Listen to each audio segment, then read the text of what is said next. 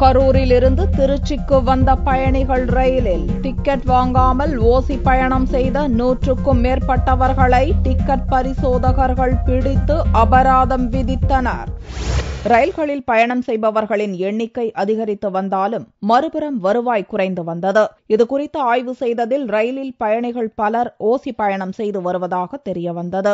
இதையடுத்து நாடு முழுவதும் பயணிகளிடையே டிக்கெட் வாங்குவது குறித்து விழிப்புணர்வு ஏற்படுத்தும் விதமாக டிக்கெட் பரிசோதகர்கள் சோதனையில் ஈடுபட்டனர். செவ்வாய்க்கிழமையன்று திருச்சி சந்திப்பு வழியாக செல்லும் அனைத்து ரயில்களிலும் திருச்சி ரயில்வே உதவி வணிக மேலாளர் மது தலைமையில் 37 டிக்கெட் பரிசோதகர்கள் ரயில்வே போலீஸ் உதவியுடன் தீவிர சோதனையில் ஈடுபட்டனர். அப்போது கரூரிலிருந்து திருச்சி வந்த பயணிகளில் 100க்கும் மேற்பட்டோர் டிக்கெட் இல்லாமல் பயணம் செய்ததை கண்டுபிடித்து அபராதம் விதித்தனர். கரூர் வந்து ஒரு பேஞ்சர் இன்னைக்கு காலையில இருந்து நாங்க ஃபுல்லா ரைட் பண்ணிட்டு இருக்கோம். இன்னைக்கு கிட்டத்தட்ட 100க்கு மேல வித்தவுட் டிக்கெட் பிடிச்சிருக்கோம். இன்னைக்கு நாங்க பிடிச்சல தான் ஃபைன் பண்ணிருக்கோம்.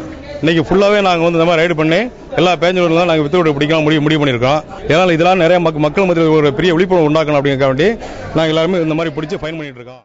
இந்த சோதனையின் போது பள்ளி மற்றும் கல்லூரி மாணவர்களே அதிக அளவில் டிக்கெட் இல்லாமல் பயணம் செய்தது தெரியவந்தது.